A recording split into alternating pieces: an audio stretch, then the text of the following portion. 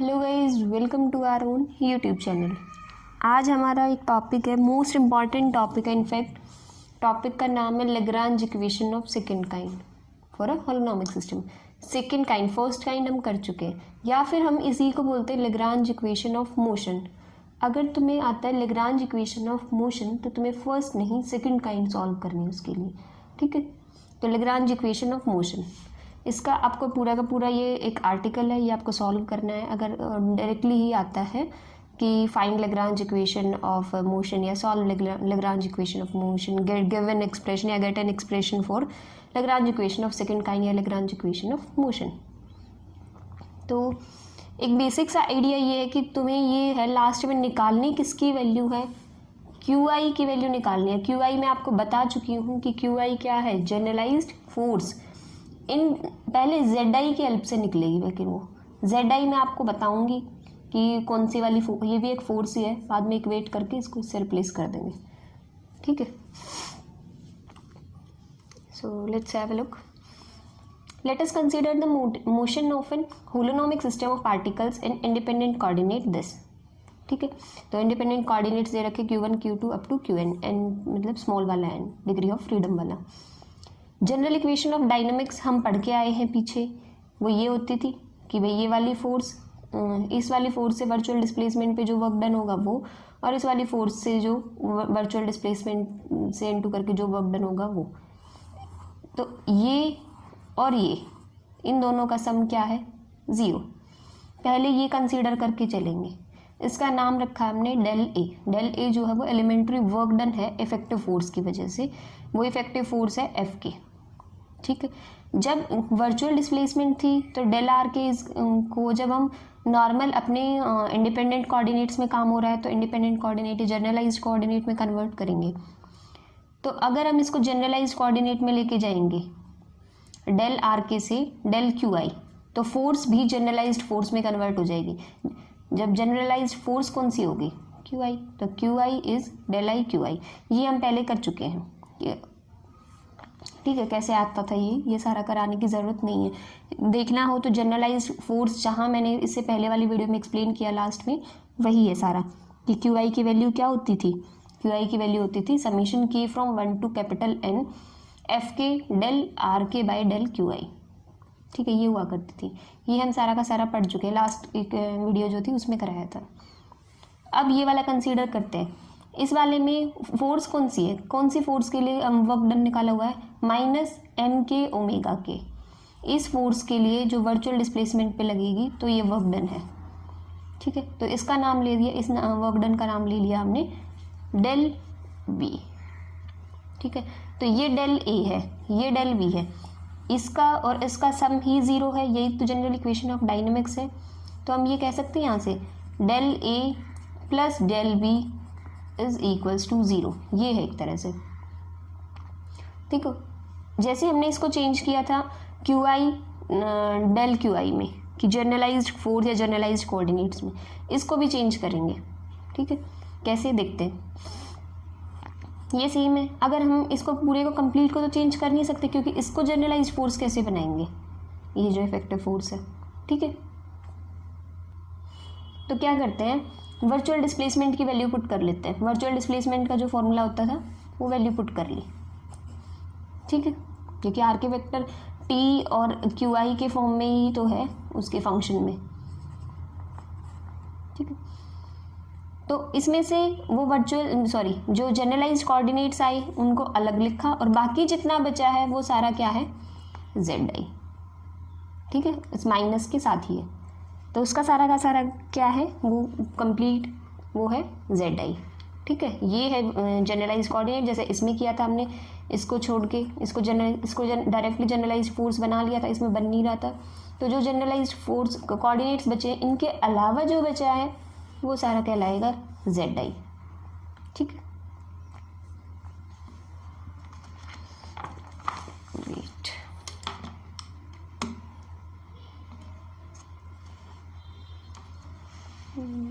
I hope आपको clear दिख रहा होगा जेड आई।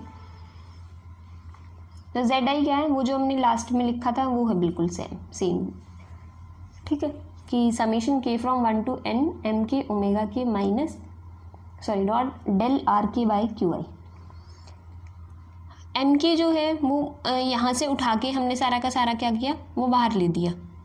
ठीक है, इसको क्या लिख सकते हो, डेल आर के वेक्टर का डॉट ओमेगा की है क्या, एक्सेलरेशन ना, मास इनटू एक्सेलरेशन होता था।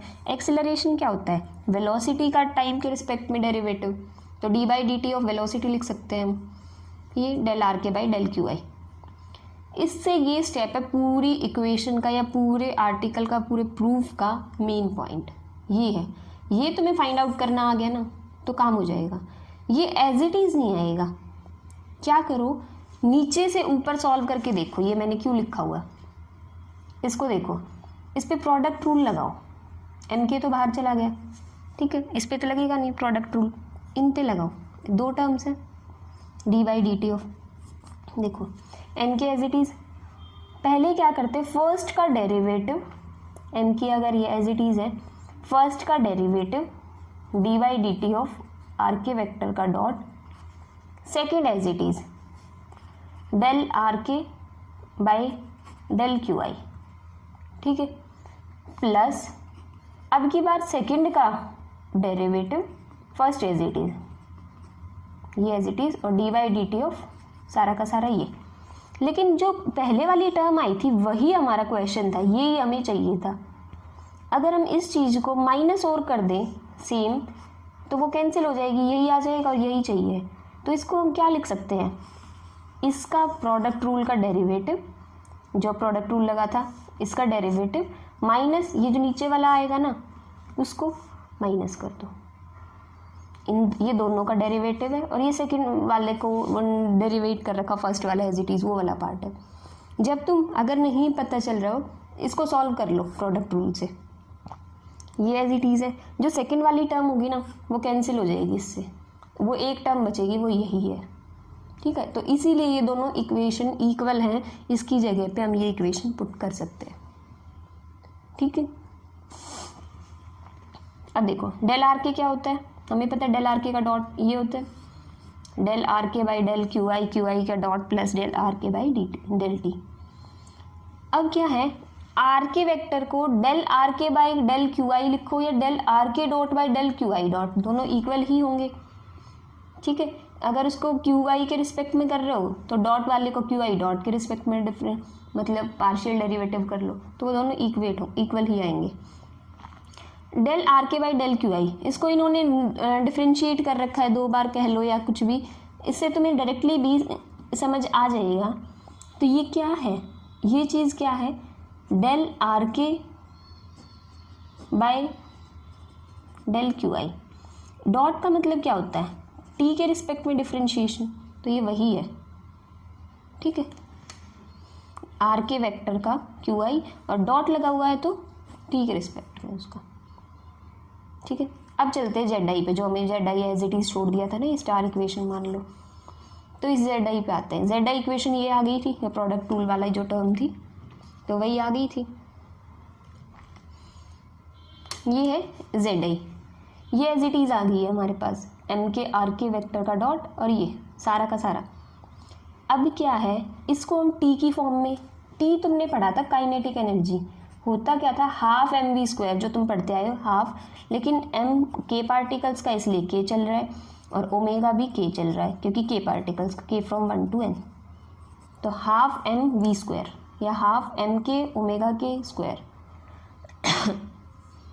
अभी क्या है, इसको हम, ये चीज़ क्या है, क्या ये टी है, नहीं, लेकिन ये टी का अगर क्यू आई डॉट के रिस्पेक्ट में डिफ्रेंशिएशन करें क्या यही टर्म आ जाएगी, देखें, देखो कि del T by del Q I dot के रिस्पेक्ट में करते हैं इसका डिफ्रेंशिएशन करेंगे, half as it is, N K का तो होगा नहीं, समेशन अपना चला लेना, क्या है ओमेगा स्क्वायर का होगा भाई, इसका क्या होगा, पावर आगे ओमेगा के और ओमेगा के का differentiation with respect to Q I dot, ये डब्ल्यू आई मतलब ओमेगा के लिखो या फिर इस चीज़ को पूरे का तुम आर के वेक्टर का डॉट लिखो, यही तो होता है पोजीशन वेक्टर, एक मिनट। हाँ, ओमेगा वेक्टर के डॉट का टाइम के साथ डिफरेंशिएशन। इसी चीज़ को तुम आर के वेक्टर का डबल डॉट भी लिख सकते हो। ठीक है, इस आर के वेक्टर को का डबल डॉट जो है वो ओमेगा की होता है, एक्सेलरेशन। ठीक है, पोजीशन का एक बार करोगे, सॉरी ओमेगा नहीं आएगा, यहाँ आर के आएगा, सॉरी चेंज कर लेना, मैंने यहाँ एक्सेलरेशन लिख दिया। मास इनटू वेलोसिटी होता है आर के वेक्टर का dot. It's my mistake, so sorry. एक बार रिप्लेस करके मैं दोबारा बताती हूँ इसको सारे को। टाइम क्या था, हाफ एम के समीशन चला लेना और आर के वेक्टर के डॉट का स्क्वायर, क्योंकि आर के डॉट क्या होता है, वेलोसिटी। अब इसको डिफरेंशिएट करो with respect to Q I dot कर रहे हैं, पार्शियल डिफरेंशिएशन। तो एम के वाला as it is R K dot के स्क्वायर का करो, पावर आगे R K dot as it is, और आर के डॉट का करो अब क्यू आई के रेस्पेक्ट में। ठीक है, तो वो चीज़ यही बन गई 2 से 2 कैंसिल होगी। तो ये क्या है curly T by curly Q I dot का, और D by D T as it is चल रहा। ऐसे ही इसका करो। ये भी जो काइनेटिक एनर्जी है उसी का पार्शियल डेरिवेटिव है, लेकिन ये with respect to Q I है। कैसे पता चलेगा, हिंट के लिए याद रख सकते हो, इसके अपोन में क्यू आई डॉट बन रहा है, तो ये क्यू आई के रिस्पेक्ट में ही मिलेगा। टाइम एनर्जी जो है वो क्यू आई डॉट के रिस्पेक्ट में मिलेगी। यहाँ क्यू आई है तो वो क्यू आई के रिस्पेक्ट में मिलेगा। ठीक है, अगर क्यू आई है तो क्यू आई के रिस्पेक्ट में, और क्यू आई डॉट है तो क्यू आई डॉट के रिस्पेक्ट में। ठीक है, अब देखो यहाँ तक समझ आ गया। बस अब इस जेड आई को, क्योंकि हम पढ़ के आए थे del A plus del B is equals to 0। Del A क्या था, वो हमें पता था Q I del Q I का समीशन, प्लस डेल बी क्या था, Z i del Q i इसका समीशन। इन दोनों का सम 0 के इक्वल है। जनरल इक्वेशन ऑफ डायनेमिक्स पढ़ा था, ये आ गई वैल्यू। अब क्यू आई क्या है, इंडिपेंडेंट कोऑर्डिनेट्स। अब कोऑर्डिनेट्स इंडिपेंडेंट है तो ये इक्वेशन की ये वाला पार्ट क्या होगा, 0। ये तो इंडिपेंडेंट है ना, ये कोऑर्डिनेट्स तो क्यू आई, तो ये वाले क्या होंगे, इक्वल टू 0। जब ये 0 के इक्वल होंगे तो क्यू आई और जेड आई क्या है, दोनों इक्वल आ गए। तो ये सारा ऊपर हम सॉल्व कर रहे थे, जो अब तक ये आया था वो क्या आया था, जेड आई आ रहा था, और जेड आई और क्यू आई इक्वल आ गए। तो यही चीज़ किसके इक्वल है, क्यू आई के भी इक्वल है। और मैंने कहा था लैग्रांज इक्वेशन ऑफ मोशन का मतलब है तुम्हें जनरलाइज्ड फोर्स निकालनी है। ठीक है, लेकिन किसकी हेल्प से, जेड आई निकलेगा, बस लास्ट में पुट करना है वैल्यू। ये है Lagrange equation of second kind. ठीक है, तो आई होप यही है वो एक्सप्रेशन जो हमें फाइंड आउट करना है Lagrange equation of second kind के लिए। तो आई होप मैंने आपको अच्छे से क्लियर करा दिया है। लेकिन अगर फिर भी कोई डाउट आ रहा है ना, तो मैं बता रही हूँ, आप 2 बार अगर इसको सॉल्व करके देखोगी तो आराम से हो जाएगा। तो आपको क्या करना है, सिर्फ इसको 2 बार अपने आप करना है। एक बार पढ़ना है तो जहाँ हेल्प लगे वहाँ देख लेना थोड़ा बहुत, फिर दूसरी बार जितना समझ आए उतना लिख दो एज इट। बिल्कुल टेपने की ज़रूरत नहीं है, जितना समझ आ रहा है उतना सारा का सारा आपको खुद से करना है। सारा लिख दिया पूरा का पूरा, जितना समझ आ रहा है सिर्फ उतना, और फिर उसको एज इट इज़ रख दो। बस एक बार ये देख लो कि हाँ ये मिस्टेक हो गई थी मेरे से। अगले दिन बिना नोटबुक खोले वो दूसरी बार लिखना है आपको, दूसरा टॉपिक पढ़ने से पहले। बिल्कुल शॉर्ट में लिख लो कि हाँ इसके बाद ये स्टेप होगा, इसके बाद ये स्टेप होगा, एंड डन। फिर आप नहीं भूलोगे उसे। जो बच्चे ट्रिक पूछ रहे हैं कैसे करें क्या करें, तो आप रेगुलर पढ़िए। बेशक थोड़ा सा कर लो, हर सब्जेक्ट से एक थ्योरम उठा लो रोज़ की, लेकिन वो ऐसी हो जानी चाहिए कि आपको दोबारा पढ़ने की ज़रूरत नहीं पड़े उसे, कि एग्ज़ाम टाइम में लास्ट में एक बार नोटबुक उठाई, अरे हाँ ठीक है ये चीज़ आती है मुझे, ऐसी हो जानी चाहिए। तो आपको इसके लिए क्या करना है, आपको रेगुलर पढ़ना है, गैप मत दो अपनी स्टडीज़ में। अगर आप एक दिन 10 घंटे पढ़ रहे हो और दूसरे दिन बिल्कुल नहीं पढ़ रहे हो तो कुछ नहीं होने वाला। वो जो 10 घंटे वो वेस्ट हो जाने आपके। और 10 दिन अगर आपने 10 घंटे पढ़ लिए, 1-1.5 घंटा रोज़ पढ़ लिया, तो वो घंटे वेस्ट नहीं होंगे, फुल यूटिलाइजेशन होगा आपके टाइम का। ठीक है, तो आज के लिए इतना ही रखते हैं। इंपॉर्टेंट थ्योरम हो गई है, इसी को प्रैक्टिस कीजिए।